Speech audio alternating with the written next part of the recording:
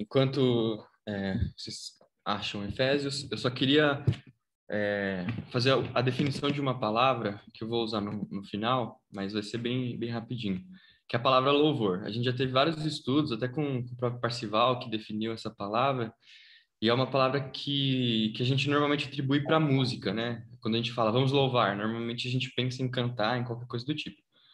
Mas, na verdade, a palavra significa elogiar ou falar bem de alguma coisa ou alguém. Então, quando a gente até vê em prova, né? Você tirou nota 10 com louvor. Então, seria, você tirou uma nota 10 com elogios. Nesse sentido. Aí eu peço só para que vocês guardem isso. Não vai ser o ponto-chave, mas é uma abordagem interessante. Então, Efésios capítulo 1, eu vou ler do verso 3 ao verso 16. Bendito Deus e Pai de nosso Senhor Jesus Cristo, que nos tem abençoado com toda sorte de bênção espiritual nas regiões celestiais em Cristo, assim como nos escolheu nele antes da fundação do mundo, para sermos santos e irrepreensíveis perante ele, e em amor nos predestinou para ele, para a adoção de filhos por meio de Jesus Cristo, segundo o beneplácito de sua vontade, para o louvor da sua glória, de sua graça, que ele nos concedeu gratuitamente no amado, no qual temos a redenção pelo seu sangue, a remissão dos pecados segundo a riqueza da sua graça, que Deus derramou abundantemente sobre nós, em toda sabedoria e prudência, desvendando-nos o mistério da sua vontade, segundo o seu beneplácito que propusera em Cristo, de fazer convergir nele, na dispensação da plenitude dos tempos, todas as coisas, tanto as do céu como as da terra. Nele, digo, no qual fomos também feitos herança, predestinados segundo o propósito daquele que faz todas as coisas conforme o conselho da sua vontade, a fim de sermos para o louvor da sua glória, nós, os que de antemão esperamos em Cristo, em quem também vós, depois que ouvistes a palavra da verdade, o evangelho da vossa salvação, tendo nele também crido, fostes selados com o Santo Espírito da promessa, o qual é o penhor da nossa herança, até ao resgate da sua propriedade, em louvor da sua glória. Por isso também eu, tendo ouvido a fé que há entre vós no Senhor Jesus, e o amor para com todos os santos, não cesso de dar graças por vós, fazendo menção de vós nas minhas orações. Então, dando destaque no verso 16, fazendo menção de vós nas minhas orações.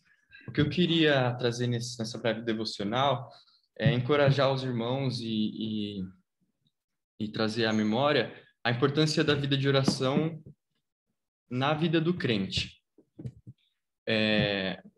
Aqui a gente pode ver Paulo trazendo muita doutrina, muita informação. Até a gente poderia pensar em fazer um estudo de 1 hora, o que eu não vou fazer, fiquem tranquilos, para cada versículo. Tem muito material na internet, material dos reformadores, de teólogos, próprio teólogos mais recentes, como Augusto Nicodemos, que discorrem todo esse capítulo de Efésios de uma maneira excelente. Mas o que eu queria chamar a atenção aqui é que Paulo, ele tem...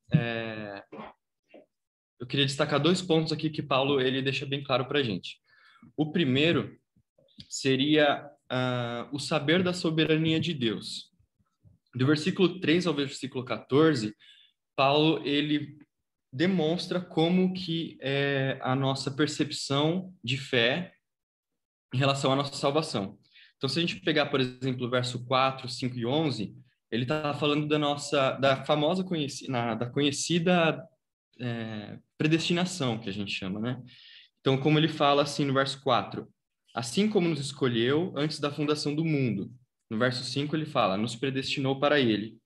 No verso 11, predestinado segundo o propósito daquele que faz todas as coisas. Paulo, ele tem o senso ele tem a noção de que Deus é soberano e ele predestina todos os seus. Então, Deus tem o controle dos seus filhos, dos seus que vão para o céu.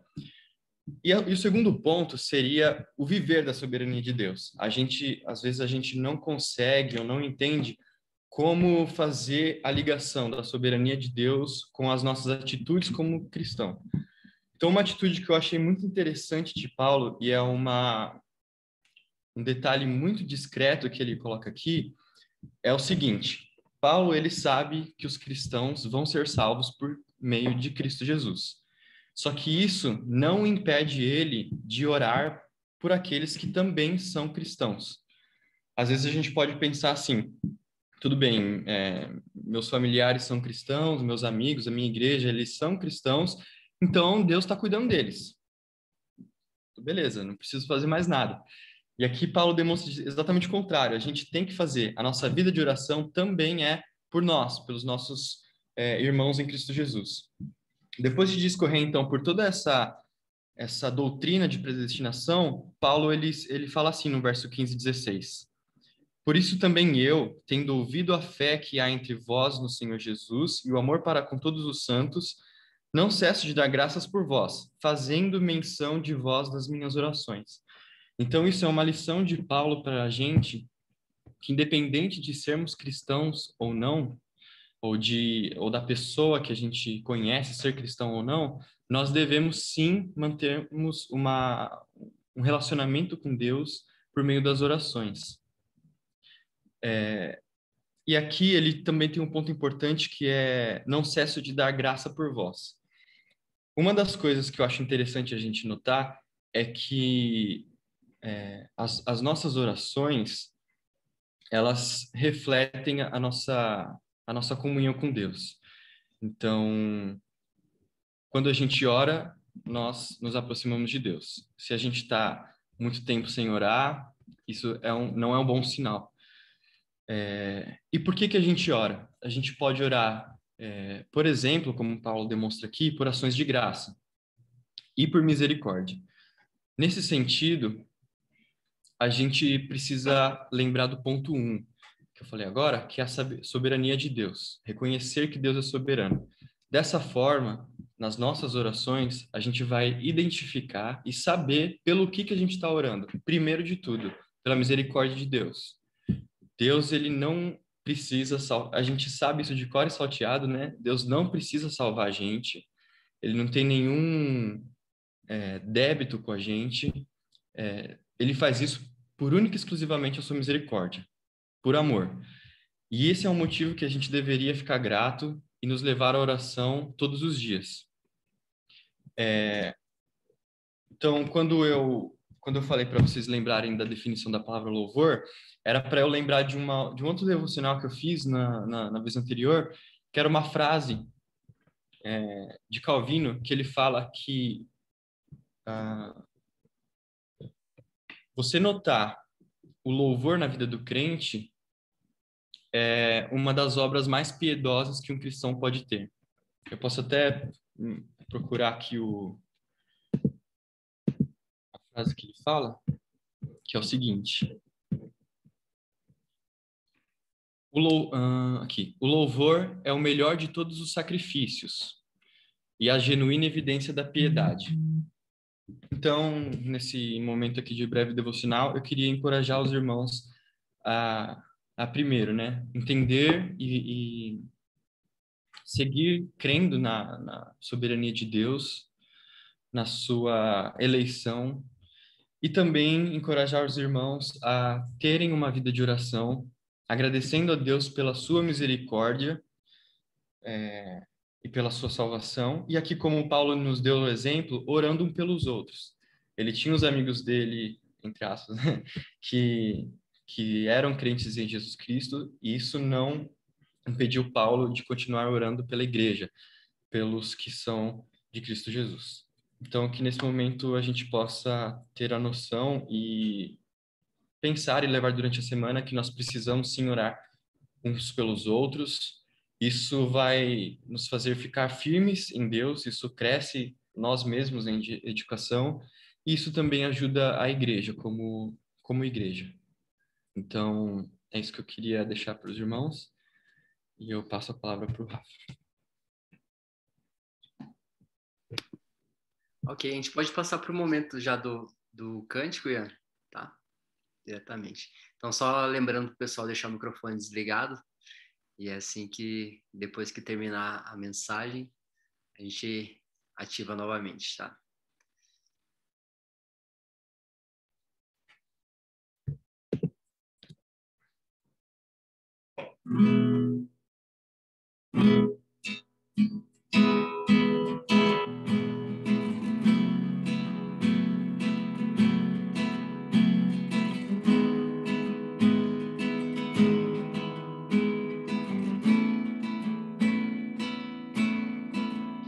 Desde os confins da terra, no mais profundo mar, nas alturas do céu, louvado és dentro dos corações, em meio a um clamor.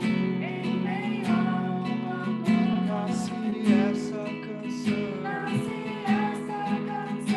e os povos cantam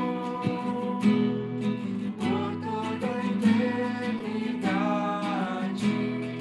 Tu serás adorado, grande Deus, exaltado nas nações,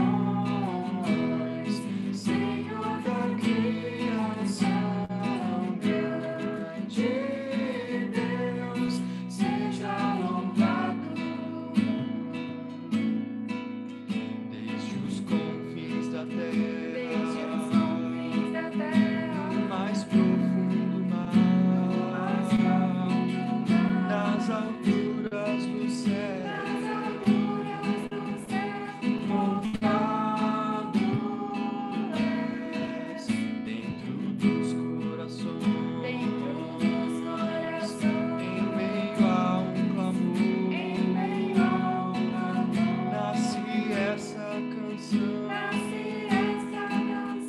e os povos cantam por toda a eternidade.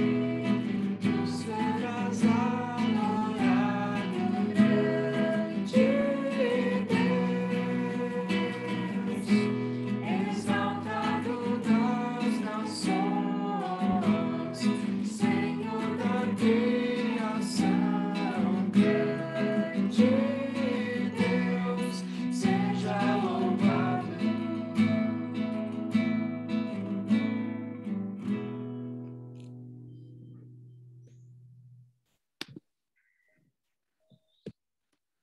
Amém. Muito obrigado pela mensagem, pelo cântico também. Obrigado, departamento. E agora passamos a palavra diretamente ao Douglas, para a mensagem. A gente tem um tempo livre até a hora do jogo, viu, Douglas? Até as 4 da tarde, tá livre, não tem problema, tá? Ah, beleza. Eu sou interessado nisso também. Fica tranquilo, viu? Saudações tricolores a todos. Estamos sozinhos, né, Douglas? Tem nenhum São Paulino aí no meio, mais só eu com o Rafa. Nós, Nossa. é complicado, é o assunto.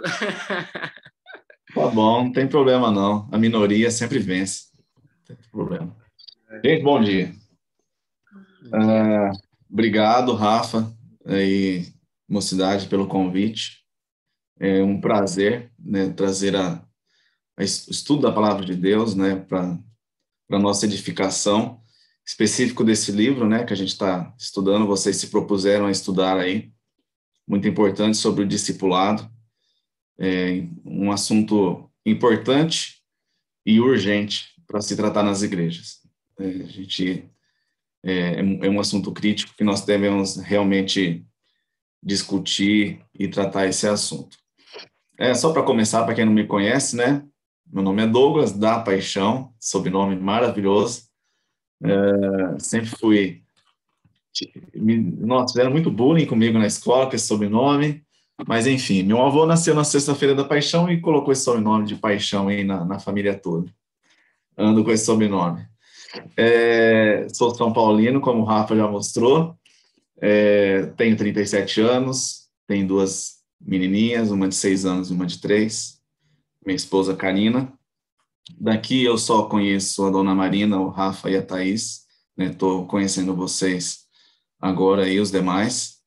É muito bom. Eu gostei muito de ver vocês aqui cantando, sabe? Isso faz uma diferença, me deu saudades, né? A situação da igreja que eu congrego não está tão boa com relação a jovens, né? Quantidade muito pequena, até vocês cantando, eu lembrei de muitas coisas boas que nós passamos aqui, junto com o Rafa, a família, tudo.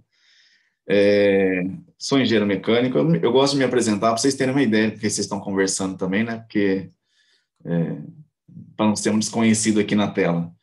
Sou engenheiro mecânico, trabalho numa indústria automotiva já há 20 anos. Sou presbítero na igreja, presbiteriana conservadora aqui do Jardim Caeira, o presbítero mais novo lá, ordenado. Já fui diácono e Rafa falou, sou professor dos jovens, acho que faz no mínimo uns 10 anos. Né? Faz muito tempo que eu trabalho com a classe de jovens lá. Então, graças a Deus, é uma coisa que eu gosto. Né? Acho que é importante a gente identificar a vocação de Deus, né? Como a gente pode servir na igreja, que é o que a gente vai conversar hoje, né? E trabalhar no que Deus te colocou aí para fazer no serviço da igreja. Sejam bem-vindos, turma. Muito obrigado. Vamos começar os nossos estudos aí. Nós não vamos ter muito tempo aí para todo mundo se apresentar, mas a gente vai se conhecer, nós vamos trabalhar em grupo aí, eu vou querer entrar um pouco nos grupos e a gente vai vendo vocês conversando um pouco, tá? O Rafa mandou o link para vocês e alguns puderam responder, eu vou compartilhar minha tela. Uma pesquisa rápida que eu fiz, que é bom para conhecer um pouco o público aí, né? Quem são vocês, o que vocês conhecem um pouco. Tá enxergando aí, Rafa? Todo mundo aí tá enxergando a tela? Beleza. Então, assim, eu fiz a primeira pergunta aqui. Vou analisar, peraí.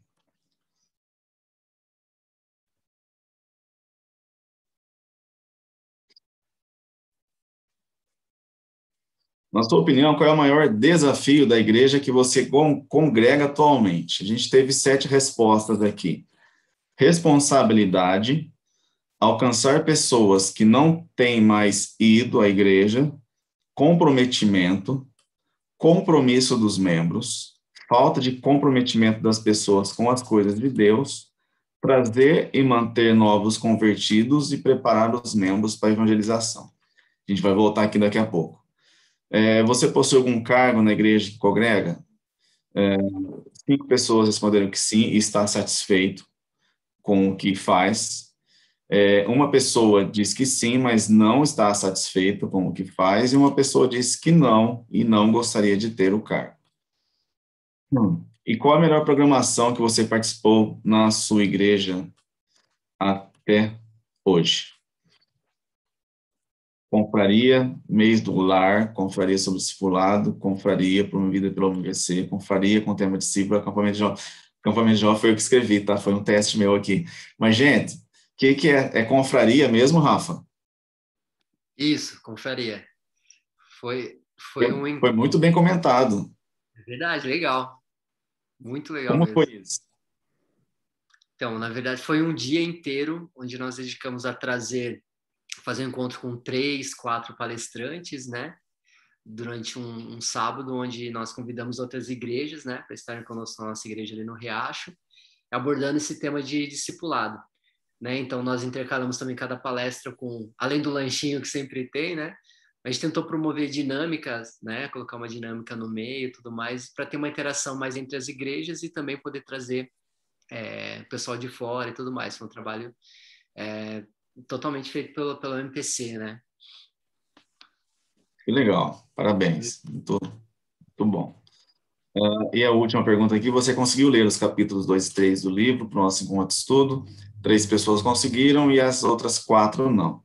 Isso é bom, a gente vai estar bem misto aqui. É bom por um lado, tá? Todo mundo devia ter lido, né? Mas por algum motivo não conseguiu e nós vamos conseguir, né? Vai dar uma mesclada aí no grupo e nós vamos aprender junto. Obrigado pelas respostas. Oi. O Ian colocou aqui no chat o que quer dizer, né? A definição de confraria, né? Realmente é um termo, assim, quando a gente fala, a gente até não entende no primeiro momento, assim, né? Então, seria a associação laica que funciona sob princípios religiosos, fundada por pessoas piedosas que se comprometem a realizar conjuntamente práticas caritativas, assistenciais, etc. Congregação, irmandade. Bom, não, é realmente diferente, né? A gente geralmente não vê essa palavra. Legal, gostei da ideia. Nós vamos ficar aqui, turma, nesse assunto primeiro, tá? É, o que, qual é o maior desafio da igreja que você congrega atualmente? Então, aqui, compromisso, comprometimento, trazer e manter novos convertidos, preparar os membros para evangelização, alcançar as pessoas que não estão mais indo e responsabilidade. Pensando nisso aqui, nós vamos fazer um trabalhinho. Vou diminuir aqui. Vamos pensar um pouco, baseado, então, nessa questão, o que poderia, né, o que a gente poderia melhorar aí com relação à igreja que a gente congrega, ou em relação à igreja no geral, tá? Imagina que você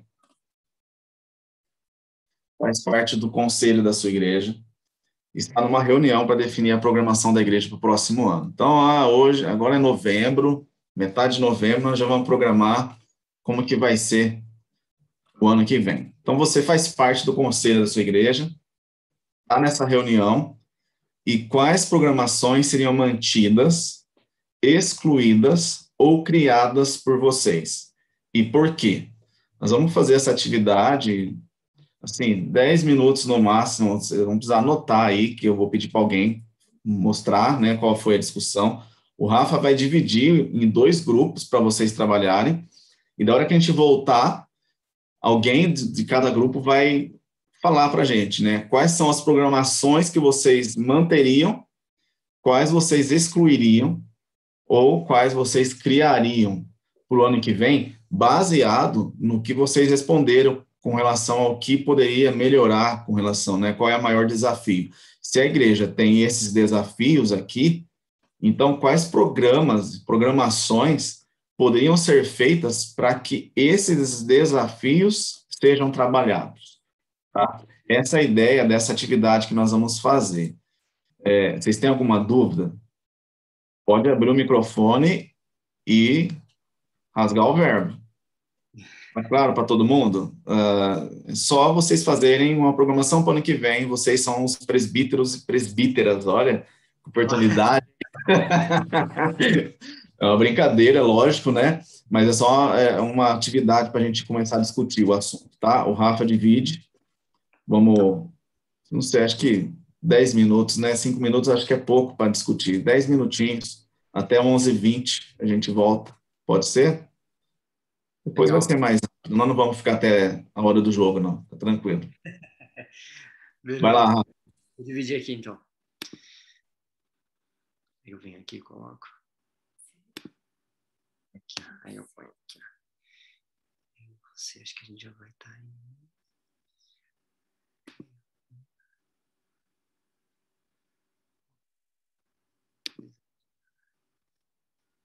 Só, né? E a gente já está aqui.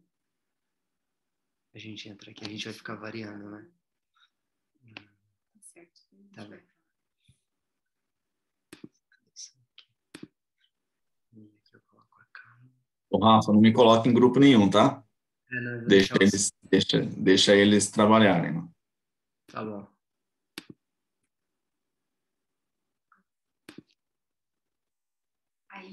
Aí agora vocês aceitem, aí vai aparecer algum convitinho para entrar no grupo, aí é só aceitar.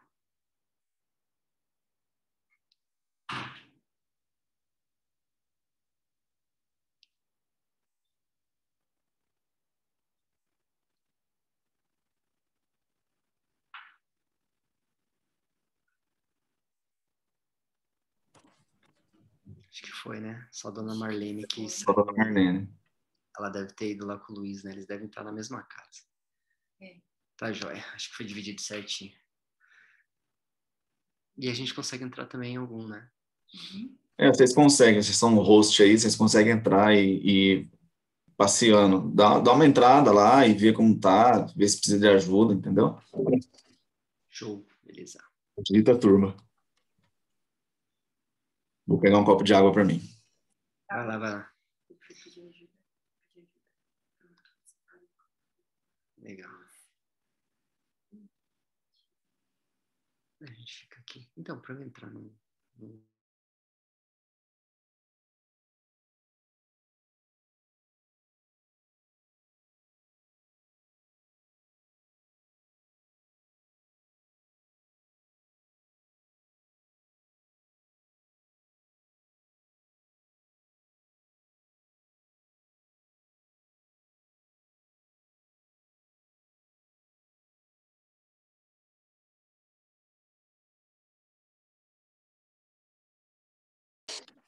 Voltei, então.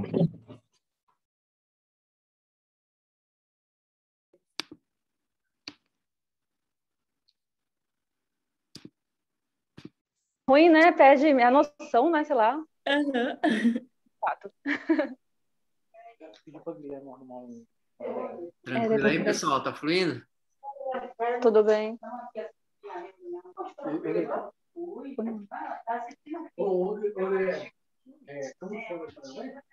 Pode começar, tá? Fica tranquilo. Ah, tá. Então, eu acho, Dri, que dava para manter a programação da igreja que tá, né? Porque eu acho que a gente tem bastante coisa, não é? Sim, mãe. Então, ela tá falando assim que ela acha que deve permanecer, né? Eu acho que eu manteria. O que você acha, Luiz? Você colocaria mais trabalhos? Não precisa de mais trabalho, não, porque eu já percebo que mesmo tendo esses trabalhos, né? Principalmente nós jovens, a gente não tem tempo, entendeu? Que a gente E às vezes, vocês lembram quando era antigo? Oi, vó. Carla, nós fizemos várias vezes o encontro de casais, né? Encontro de casais. Mas aí, Carlinha, ouvindo. Mas aí a gente podia fazer um pouquinho diferente. Ó, só a avó, né? Pode não falar. Seria só... Até a questão também de continuar nessa questão de evangelismo, né? Normal, Estou travando, vó. Ih, travou, vó. Também, né? Onde tá, mas não tem como fazer mais programação, eu acho que a gente não vai dar conta. Adriana, Antes de entrarem no casamento. Então, seria um encontro de casais misto, né? Seriam os casais da igreja, mas os jovens, vamos supor, o Lucas já está noivo, você e o Ian já estão comprometidos, então pegar essas pessoas que já estão para participar. Então, é um culto de casais, a gente vai usar esse termo, visando realmente a melhoria do casamento, daqueles que são casados e daqueles que vão se casar. O que vocês acham? legal. Uma boa ideia. Excluídos que é difícil, né? Excluídos que é difícil pensar. Excluir alguma coisa? Algo que não tem funcionado? Isso nós temos, né? Só vamos fazer essa inovação.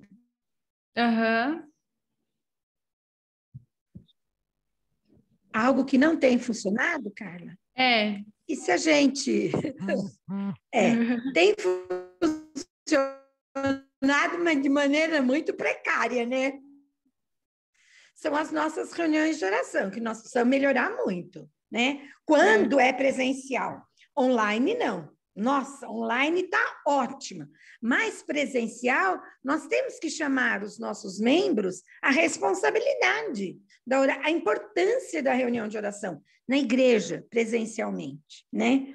Nesse sentido, eu penso assim, que a responsabilidade é isso, dos crentes. Eu acho assim, Carlinhos, duas coisas que nós precisamos melhorar: reunião de oração e evangelismo. Né? A gente não tem, eu acho assim, o nosso evangelismo está muito deficiente, né? uma das minhas sugestões para evangelismo é fazer discipulado, né? Então, fazer discipulado com aquelas pessoas que a gente conhece. Você incorpora aquela roupa de agora eu sou professora, sabe? Isso, A professora das crianças. isso. Quando nós promovemos trabalhos aí voltados para as crianças, tem que inserir totalmente você aí, que gosta de trabalhar com isso, Sim. entendeu? Ah, E é sim. perceber, Assim, né, na igreja tem vários talentos, várias pessoas com Essa questão vários dons, e saber alocar, né? Eu acho que esse é o maior desafio, isso. né? Saber escolher as pessoas, alocar Que nas às vezes- funções exatas. que às vezes o 2 irmão tem minutinhos, tá, pessoal? você imagina que a pessoa Ah, tá bom. beleza. Valeu. Porque assim, às vezes a gente imagina que aquele irmão ele é tímido, não sei o quê. E aí, sabe, Trabalho social. 2 minutinhos, tá, galera? 2? Tá. Então, a Cris falou de criar trabalhos sociais também, né? Só não consegui pensar em nenhuma para excluir.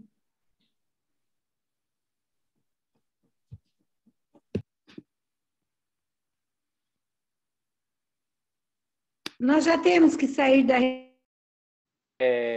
Eu só acabei não ouvindo que tá ouvindo o que eu teria que responder. De acordo com o calendário da igreja, se a gente manteria as atividades, se a gente mudaria. Foi o que a gente estava conversando. Então, colocar, na verdade, o E a gente até falou, você é o nosso porta-voz. Então, por isso que eu perguntei, né? Então, na verdade, deixar as atividades que têm mais adesão, né? Que a igreja está mais acostumada, né? E poder focar com qualidade, né? Para fazer essas atividades. Né? E a questão também de identificar as pessoas, né? Que possuem os dons mais voltados para determinadas áreas e alocá-las. Isso mesmo. É isso aí. Então, beleza. Estão de acordo aí? Eu vou falar isso. Podemos voltar, pessoal? Sim. Beleza? Sim. Show. Então vai aparecer uma mensagem e vocês aceitem, por favor, para voltar. Não é? Nossa, esses dias eu estava pensando assim, da gente, vamos supor, a Maria, né, que trabalha aí na sua casa, né? Pegar lá na comunidade dela quem está precisando de cesta básica, para a gente poder fazer isso, não é? A gente não faz isso, né? Essas pessoas aí passando necessidade, muitas vezes pertinho da gente, e nós estamos de braços cruzados, né? O trabalho social é muito importante. Pessoal, vamos ter que voltar, tudo bem?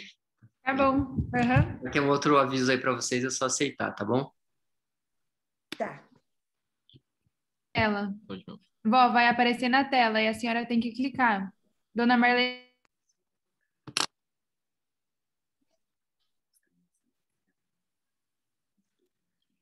É porque tá... Ele... não sei. Todo mundo escuta? Voltaram? Voltando. Deixa eu colocar aqui na gallery.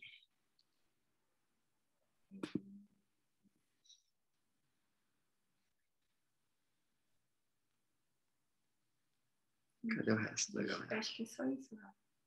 Não, cadê o Ian?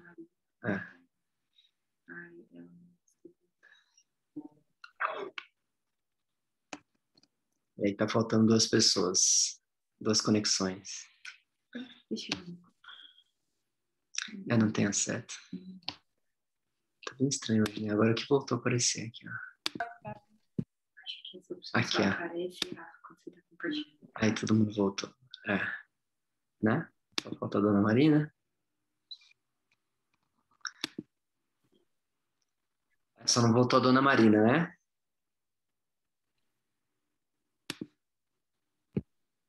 Ô, Rafa, a internet dela tá bem ruim. Eu não sei se ainda não carregou, se caiu lá.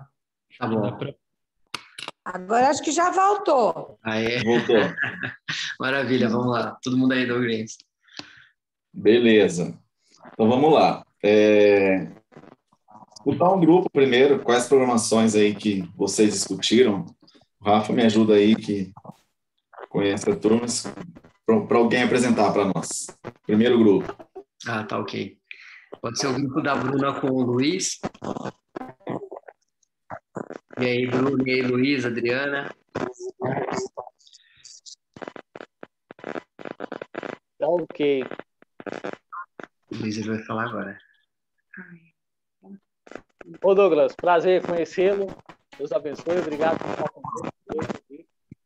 Amém. Então, nós discutimos dentro dessa pergunta aí das atividades que nós manteríamos, né, para a igreja. A principal atividade é o mês do lar, que tem a maior adesão, envolve toda a igreja acaba participando ativamente, desde a criancinha de colo até o mais chegado em idade. Então, acho que essa é uma atividade que marca muito a nossa igreja, une a nossa igreja. Né? Em virtude da pandemia, a gente não pôde participar como nos anos anteriores, mas essa é a principal atividade que a igreja deve manter, né? E sempre buscando aprimorar, né? Com qualidade, para envolver outros irmãos também, né? E programações que excluiriam, no caso a gente definiu aqui, aquelas que teriam menos adesão, no caso rediscuti-las de uma forma que pudesse ter maior adesão, né? Então a principal programação seria o mês do lar, né? Que é da igreja toda, e dos jovens, assim, que a gente teve uma maior adesão e foi criada recentemente a confraria, que a gente acabou ingressando outras igrejas, convidando, né?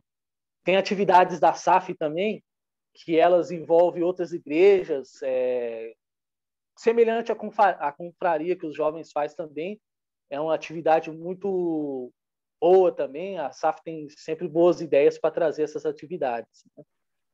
Tá. Então, eu destacaria aí uma atividade da SAF, dos jovens, envolvendo os adolescentes também, e a atividade do mês do lar, que é o mês da família.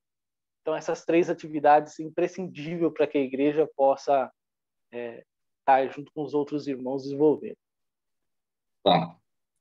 Beleza, Luiz. Obrigado. Opa. Vamos para o próximo.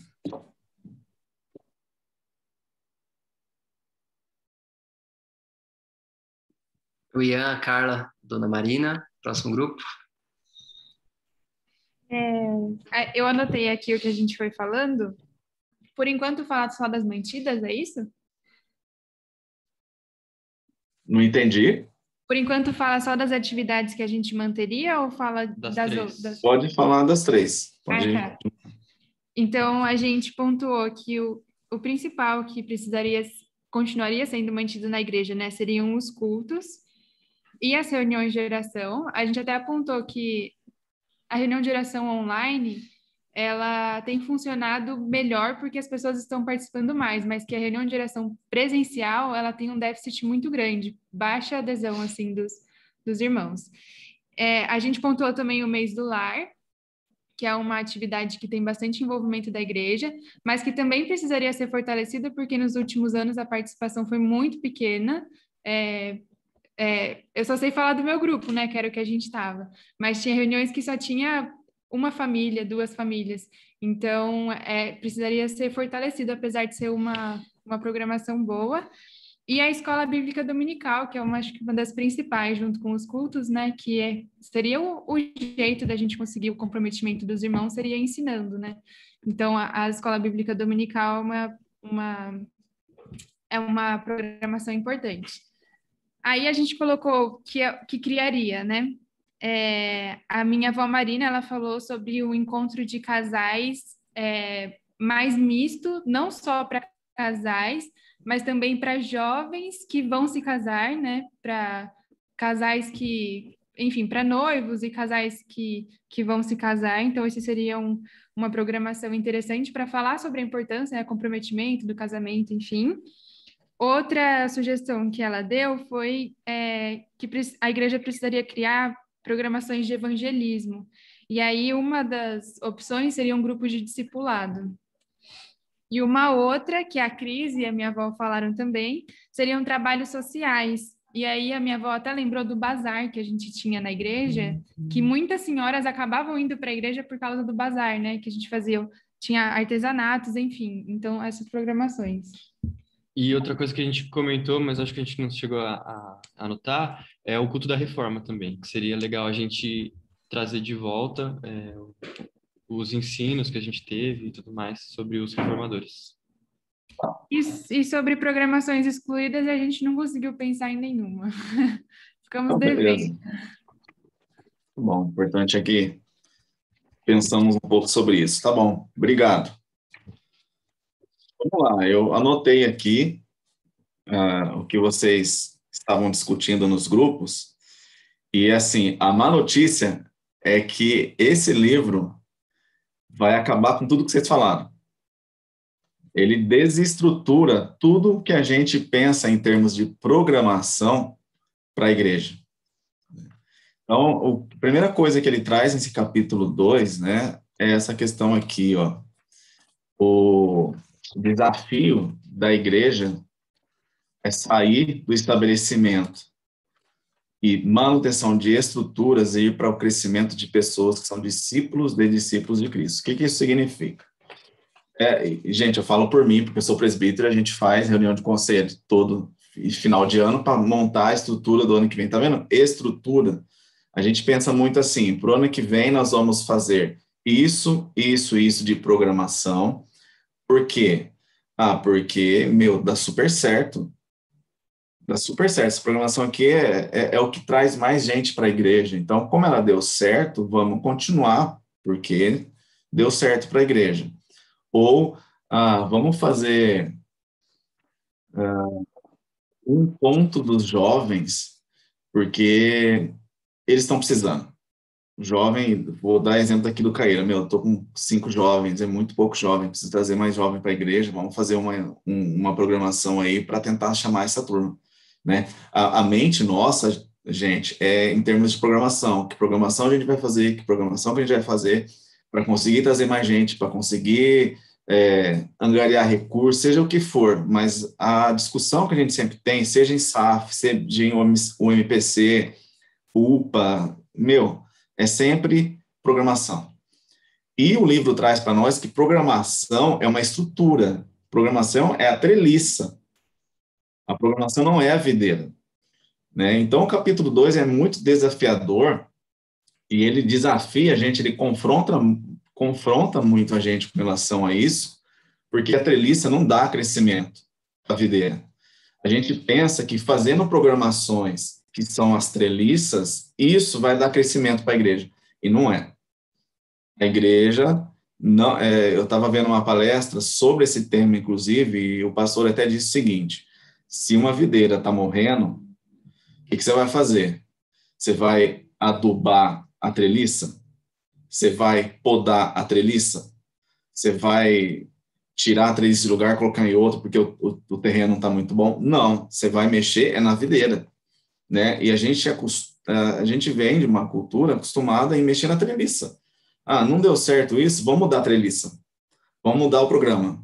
Vamos pegar outro programa e fazer, porque daí talvez consiga atingir isso que a gente quer, né? E a gente tem que tirar isso da cabeça. A treliça não dá crescimento à videira, e isso machuca a gente, isso dói. É uma mudança de mentalidade que o livro traz para a gente. Está no capítulo 2. Mudança de mentalidade dos crentes, principalmente dos líderes das igrejas. E essas mudanças radicais e dolorosas de mentalidade.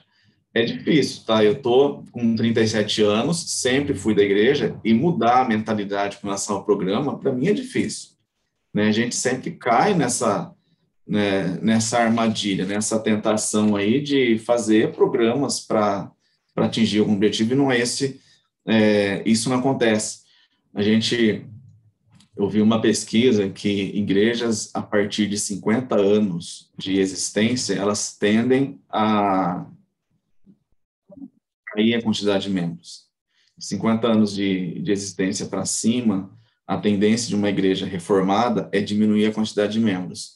E nessa pesquisa, né, relacionada até esse livro, eles dizem que por que diminui? Porque a estrutura continua a mesma. mas não cuidar da videira. Se não cuida da videira, não vai ter o quê? Não vai ter membro, não vai crescer.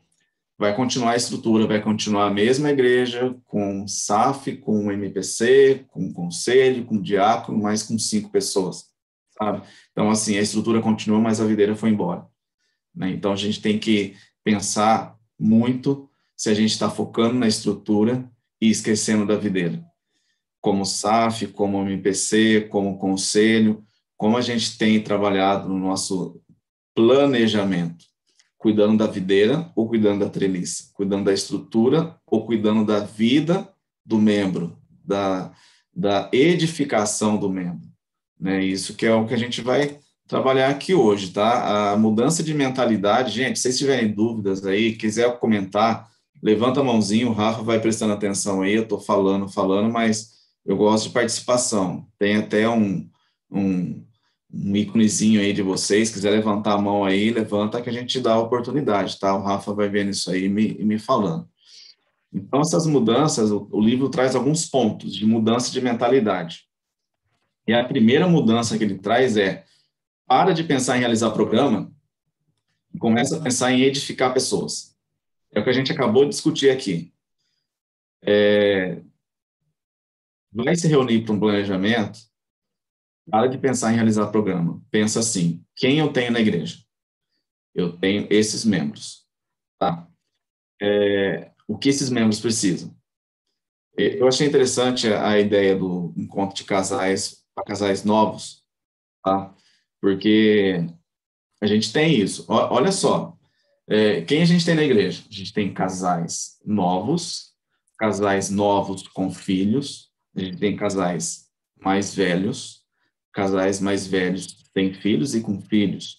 A gente tem tantos tipos de casais na igreja, e quais são as necessidades deles? Os casais novos que não têm filho, quais são as necessidades deles? Quais são as necessidades de um casal novo com filho? Terrível um casal novo que teve o primeiro filho. Tem muitas necessidades.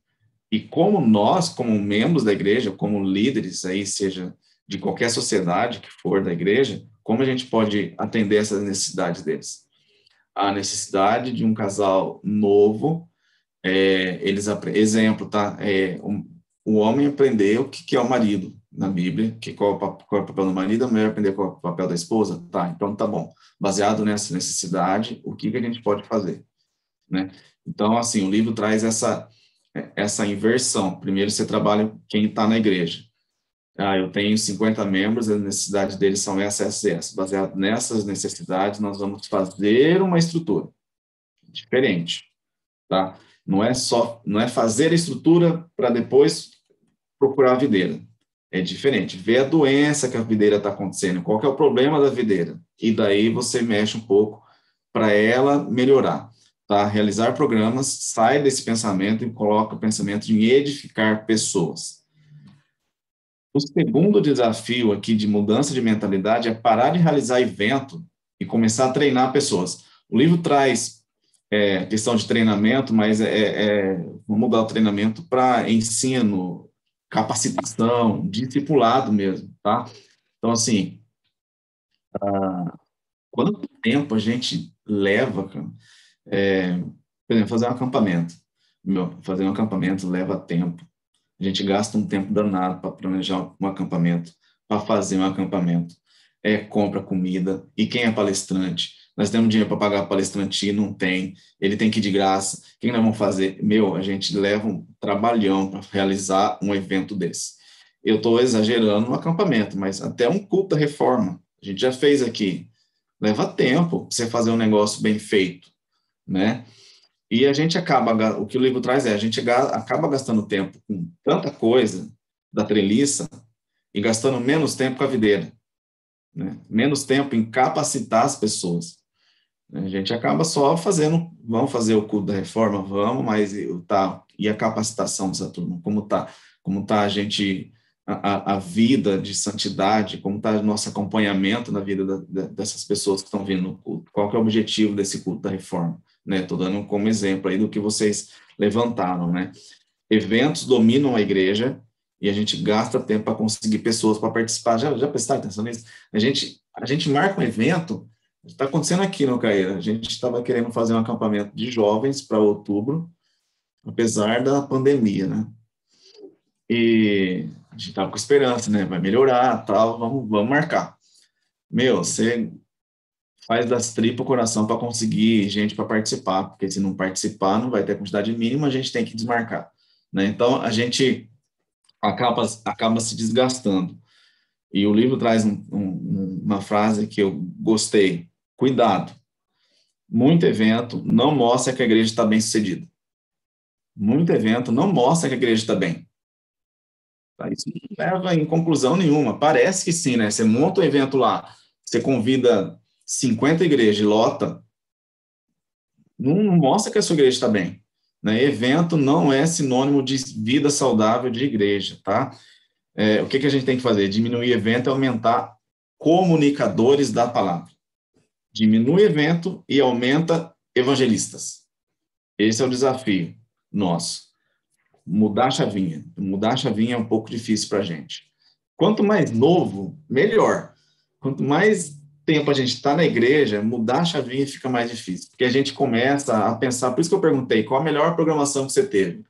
Porque a gente começa a ir lá no passado, né? A melhor programação. Eu, de verdade, fui em acampamento, né? Então, assim, a gente começa a fincar nossa base em estruturas que a gente já teve, foi bom, mas não necessariamente vai ser bom agora. Então, a gente tem que pensar criticamente aí. Terceiro ponto que o livro traz: parar de usar pessoas e começar a promover o crescimento delas. Parece meio pesado, né? Usar pessoas aí. Mas é isso que a gente faz, gente. Assim, sinceramente, a gente começa o ano assim. Douglas vai ser professor dos jovens. E beleza, o Douglas vai ser professor dos jovens no ano que vem. E cadê a estrutura para o Douglas? Cadê a ajuda para o Douglas? Cadê o treinamento para ser um professor? Tem que ser assim, assim, assado. Como a gente ajuda o Douglas a ser um professor? Né? Na maioria das vezes, a gente vê, aquela pessoa lá, ela seria uma boa secretária da escola dominical. E põe ela para ser secretária e não ajuda. Ela fica o ano todo com dificuldade e a gente não olha para a dificuldade da pessoa, a gente só dá o cargo para ela, a gente dá o cargo e faz aquilo, você vai fazer aquilo, você vai fazer isso, e a gente não dá suporte, sabe? Eu estou generalizando, pode haver exceções, mas pelo tempo que eu trabalho com isso, a gente é acostumado em entregar o cargo para o cara e tchau. Agora o cargo é seu, você entrega o seu relatório no final do ano, o que você fez? A gente não dá o crescimento para ela. E a gente acaba desgastando essa turma, sabe? Ela fica frustrada, como teve gente que respondeu, eu tenho cargo, mas eu não gosto do que eu faço. Isso é um exemplo. Se eu tenho cargo e não gosto do que eu faço, é porque provavelmente a liderança que escolheu essa pessoa para esse cargo não enxergou a necessidade dela, e muito menos no que ela gostaria de fazer, sabe? Do que ela poderia produzir mais na igreja do que está fazendo agora. Então, a gente não pode só entregar o cargo e deixar a pessoa fazer. Se a pessoa não deu certo, a gente tem esse paradigma, né? Se a pessoa não deu certo e ela pedir a demissão do cargo. É chato, né? Nossa, fulano pediu demissão do cargo. Nossa, fez uma cartinha e mandou para o conselho que ela não quer ser mais. Talvez foi o erro do conselho ter escolhido ela. A gente acaba taxando, né? Aquela pessoa está errada. Nossa, ela desistiu, não confiou em Deus, porque Deus capacita. Quem capacita é a liderança, gente. Vocês não capacitaram, agora está colocando culpa em Deus. Então, assim, a gente tem que parar para pensar o quanto de suporte a gente está dando para quem está tendo um cargo na igreja. Quanto a gente está promovendo o crescimento dessa pessoa. Porque senão não adianta nada. Eu estou há anos dando aula de jovens, mas eu gosto. Isso não me desgasta. Tanto que eu falei para o Rafa, eu fiquei 1 ano sem dar aula, que nasceu a menina, falando, bom, agora é a hora de eu dar uma pausa, né? Mas depois eu voltei. É do que eu gosto. Né? Então, assim, a gente tem que prestar atenção se a gente não está usando, de verdade, usando pessoas. A gente tem que capacitar elas. Primeiro capacita, dá um recurso. Sabe? Nossa, gente, me estressa, sabe? Você põe uma pessoa para dar aula para criança. Se ela não tem o dom, nunca deu aula para criança, ela vai lá, não, mas ela gosta de pegar a criança no colo. Gente, dar aula para criança não é ficar pegando a criança no colo. Então, se você quer colocar ela para dar aula para criança o ano que vem, já começa agora em abril. Coloca ela na classe, faz, né, tem treinamentos externos aí, eu gosto muito da Cristã Evangélica, que dá muitas ferramentas para a gente, sabe? A Cristã Evangélica é muito boa. Então, assim, capacita a pessoa, daí vê se ela, né, se ela tem realmente esse dom de trabalhar com as crianças, se põe para trabalhar. A gente é muito afobado, sabe? Vai chegar em outros pontos aí. Vocês estão vendo que cada ponto vai ligando ao outro e mostra que a gente está muito errado em termos de pensamento, como conduzir programações, como escolher pessoas. Então, cuidado, vamos usar menos as pessoas e, em vez disso, capacitar elas, ajudar nesse crescimento delas, tá? Aí é o que vai ligando, que eu falei, uma coisa vai ligando a outra. Preencher lacuna. Vamos colocar ela para dar aula para as crianças o ano que vem, porque a fulana não quer mais. Quem que nós vamos colocar? Não tem. Então, vamos colocar ela, que eu já vi ela pegando umas crianças, ela brinca com as crianças gostam dela. Então, vamos pôr ela, porque não tem. Agora ficou uma lacuna. A fulana lá não quer mais dar aula. Né? Primeiro que a gente vai jogar pedra na fulana que não quer mais dar aula. Sem saber o motivo. E segundo, que a gente está querendo preencher lacuna com uma pessoa que não foi preparada para isso. Então, a gente tem que parar de preencher lacuna e treinar mais. O livro traz obreiros, né? A gente não fala muito essa palavra na IPC. Treinar mais membros para trabalhar na onde tem lacuna. E outra, gente, se tem uma lacuna lá e não tem gente para aquilo, não faz. Não tem assim, exemplo. Equipe de cântico. Nossa, eu faço parte da equipe de cânticos da igreja. E dá trabalho, hein? Nossa, dá uns trampos danado, porque estou lá com baterista, com tecladista, com o cara do violão, e o cara do violão quer tocar mais que o outro, e é uma briga de egos, a equipe de cânticos, pelo menos aqui é assim, eu acho que na maioria das vezes nas igrejas é.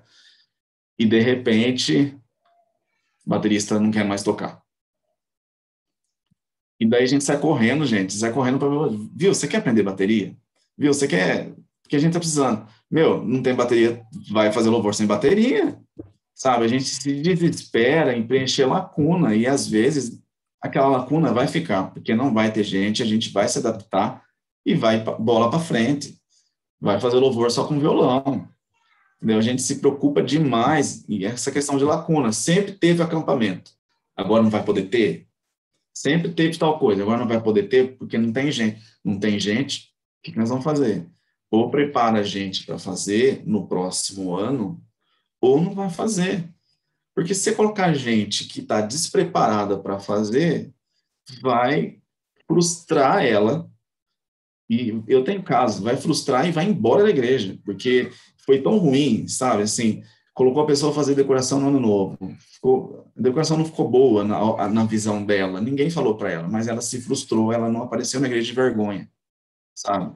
Então, assim, daí você tem que tratar, você vai visitar, né? Mas a gente peca muito em querer preencher lacuna. Para de preencher lacuna. Se não tiver gente para aquela lacuna, não faz. Pensa, muda. O que a gente pode adaptar com relação a isso? O foco tá vendo? Tudo que eu passei até agora é edificar pessoas, treinar pessoas, promover o crescimento delas, treinar pessoas. O foco é capacitar, é treinar, e é com o evangelho que a gente vai chegar no final dessa lição. É o evangelho, é estudo da palavra de Deus, junto com essas pessoas. É isso que vai gerar discípulo, é isso que vai gerar um programa de discipulado na igreja. Próximo, parar de resolver problema para ajudar as pessoas a progredirem. Isso aí é interessante. Problema todo mundo tem. E esse item aí do livro que ele traz especificamente para pastores, né, e presbíteros, mas eu acho que dá para aplicar para qualquer líder aí da igreja, porque é complicado, gente. É o seguinte: cuidado para que as pessoas mais críticas dominem você. Não é só doente que precisa de cuidado. O autor, né, traz isso aí. Porque os pastores, geralmente, e os presbíteros, eles focam nas pessoas que estão doentes, nas pessoas que estão mais necessitadas e esquecem dos outros membros, né? Então, assim, não é para a gente visitar só doente, a gente tem que visitar todo mundo, né? E outra coisa, daí vale para todos. Não é, na Bíblia não está escrito, pastores, visitai. Não, a visitação é de todo membro, né? A gente acaba jogando isso na costa do pastor e do presbítero, que a visitação tem que ser deles, tem que ser dos presbíteros, do pastor. E não. Então, se a igreja fazer o seu papel e os membros visitarem os doentes, os mais necessitados, vai deixar um tempo para o seu pastor fazer visitação para os demais membros, porque todos precisam de visitação, todos precisam de cuidado. Parece que já aconteceu muito comigo, assim, parece que a pessoa está muito bem, você não precisa conversar com ela, mas não está muito bem com ela. Tem gente que é fácil de chorar. Ai, pastor, eu não estou bem, estou sem sensato, mas tem gente que não fala. Tem gente que está passando dificuldade na igreja e não fala. Tem vergonha, tem medo, mas quando você vai visitar ela, do nada, eu estou aqui só para ver como você está, irmã, só para conversar com você um pouco, estudar a palavra com você, nada, e nessa conversinha, ela começa a falar, não, na verdade, estou assim, assado. Então, assim, a gente tem muitas pessoas precisando de um acompanhamento, de um estudo bíblico junto, mas a gente acaba focando só nos mais críticos, e esses mais críticos, que é os que sempre estão dando trabalho, os que sempre estão dando problema, os que sempre têm problema, eles têm que ter cuidado, a gente tem que cuidar deles, sim, mas de uma forma equilibrada, sabe? A gente tem essa turma aqui, vou falar de presbítero, né? A gente tem uma listinha, ó, essas pessoas aqui são as que têm mais dificuldade, a gente tem que ter mais cuidado com elas, mas a gente tem essa listinha aqui, que a gente tem que cuidar também, né? Não pode desequilibrar. Isso aqui ser mais pesado do que os outros, porque daí os outros vão ficar de fora. E a gente não tem que ajudar essas também a progredirem da mesma forma que essas, tá? De novo, não estou falando para deixar de cuidar dessas mais pesadas.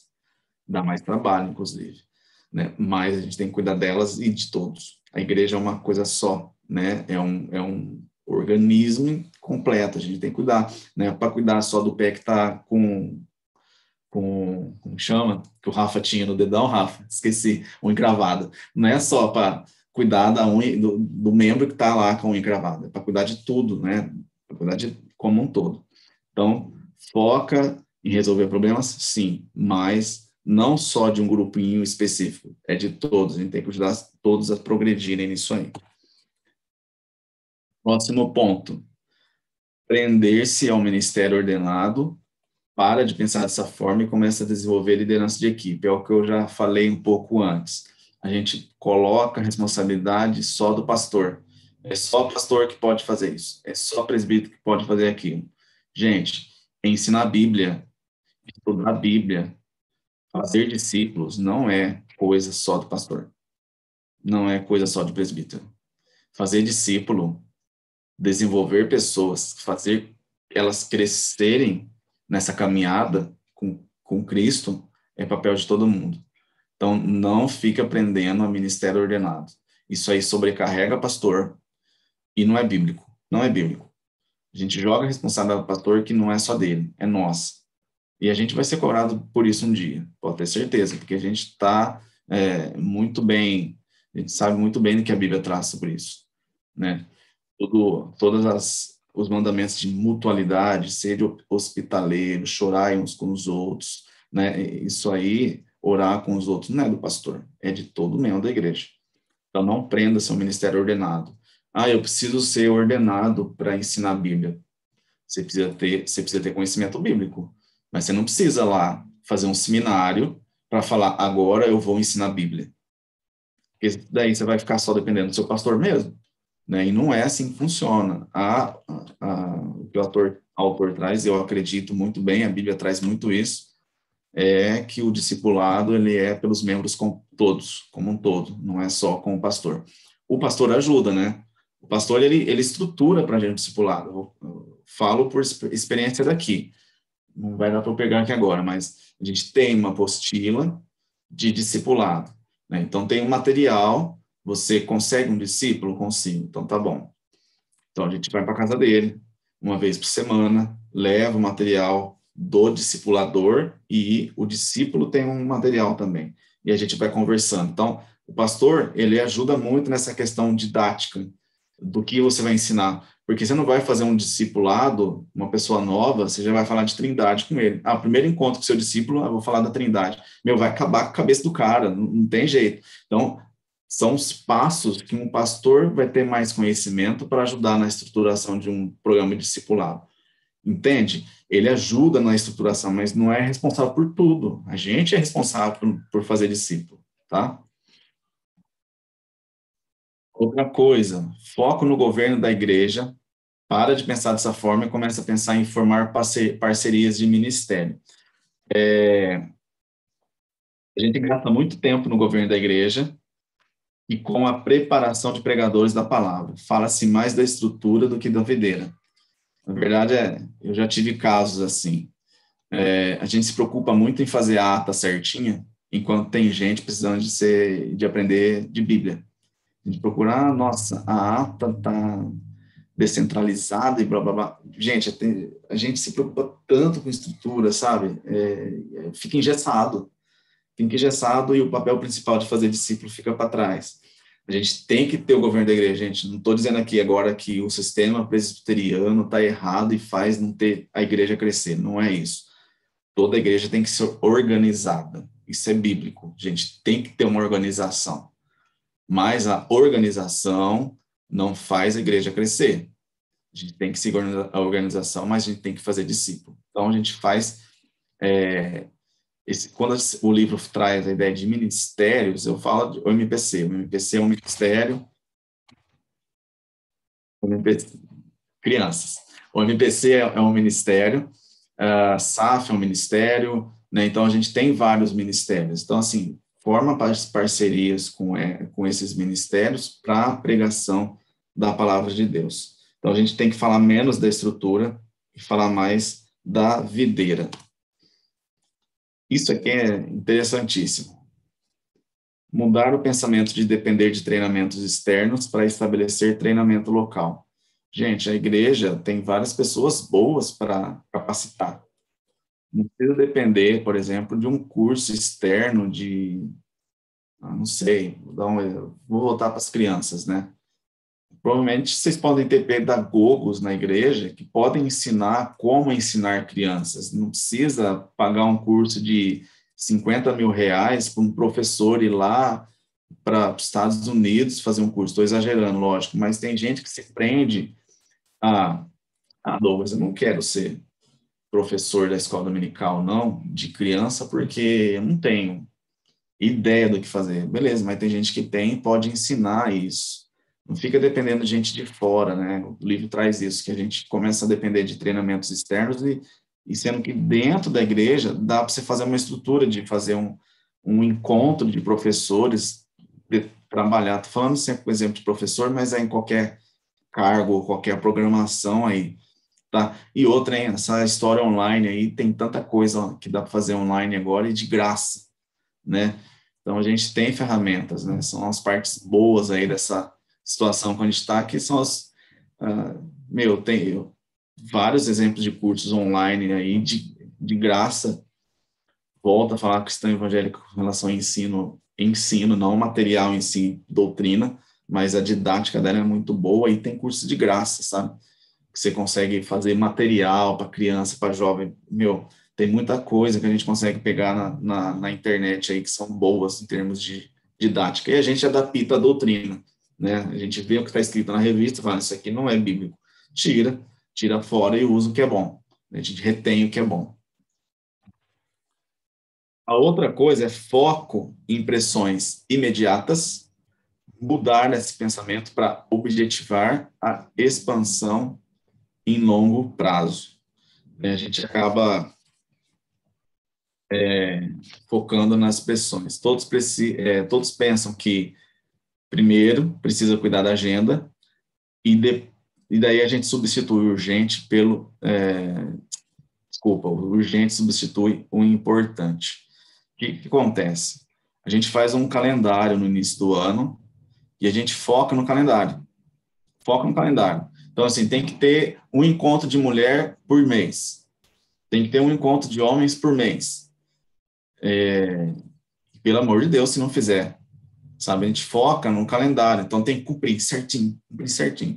Se não cumprir, significa que a gente não teve capacidade para aquilo, onde a gente... Para de focar nessas pressõezinhas do calendário, o livro traz isso, a pressão do calendário mesmo. A gente tem o calendário feito e aquilo lá tem que ser cumprido. Para objetivo a longo prazo, ao crescimento do evangelho. Não deu para fazer aquele encontro de homens, tá bom, mas a palavra está sendo ensinada, você está fazendo discípulo, né? O foco é em fazer discípulo. E depois você pensa em cumprir calendário. É bom ter calendário, eu não estou demonizando o calendário, não estou demonizando a programação. Entendam que tem que ter equilíbrio.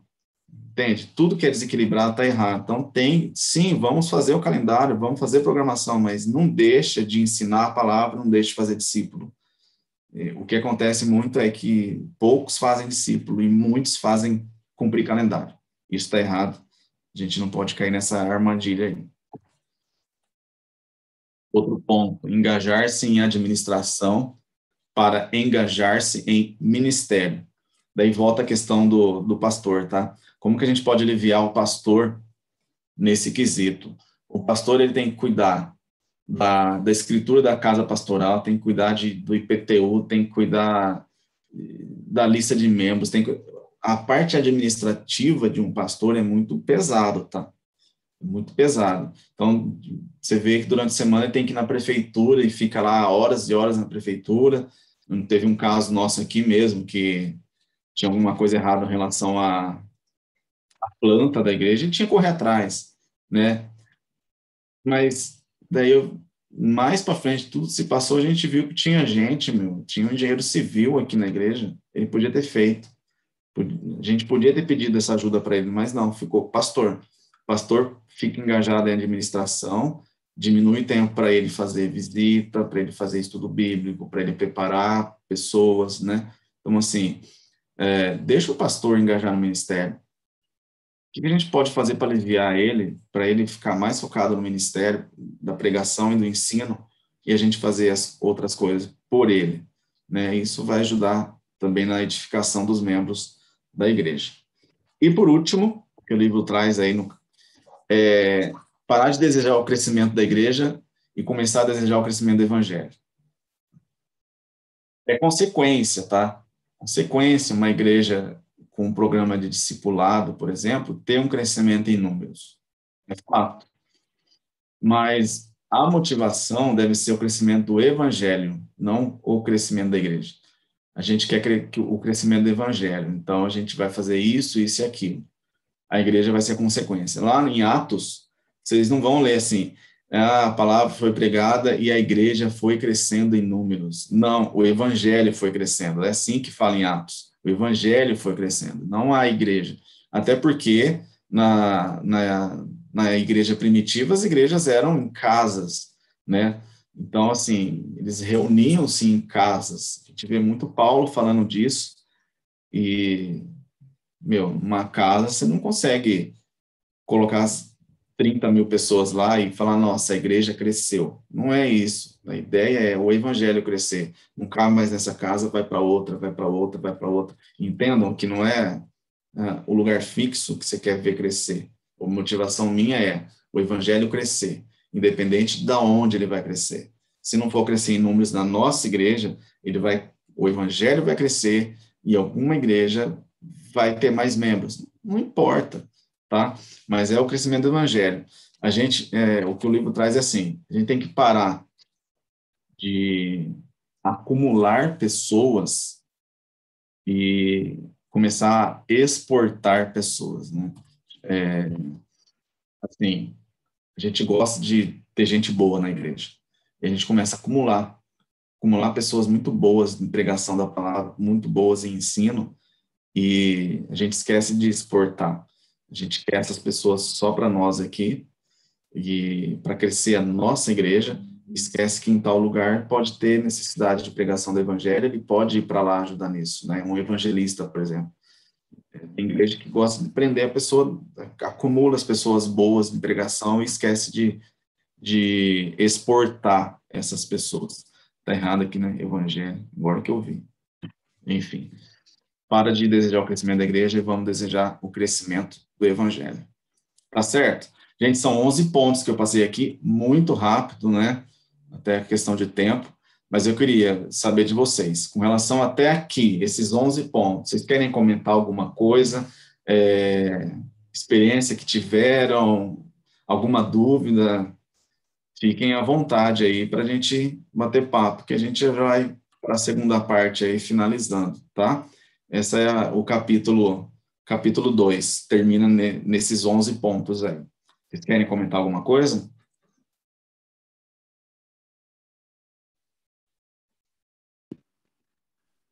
Douglas, essa segunda parte seria o capítulo 3 que você entraria? Sim. É isso? É. Como já são meio-dia, o que você acha? A gente conseguiria, de repente, marcar por um outro dia, até a continuação disso? Que é muito bom, porque eu acho que tem bastante coisa que a gente, né? Não escutei os demais aí, eles podem falar em seguida, mas acho interessante, de repente, a gente separar um outro dia para entrar no capítulo 3, até conversar mais sobre esse capítulo 2, que tem bastante coisa, né? Se você estiver disponível, né, daqui a 15 dias, ou a gente pode ver direitinho. O que você Não, pode ser, tudo bem. Pode ser? Porque por ser meio-dia já agora, né? Até no próximo encontro a gente pode começar às 10h30 certinho para tentar ter até mais tempo mesmo. Tranquilo. Bom, para mim está sendo muito bom. E aí, pessoal? Tá ótimo, a gente só combina a data.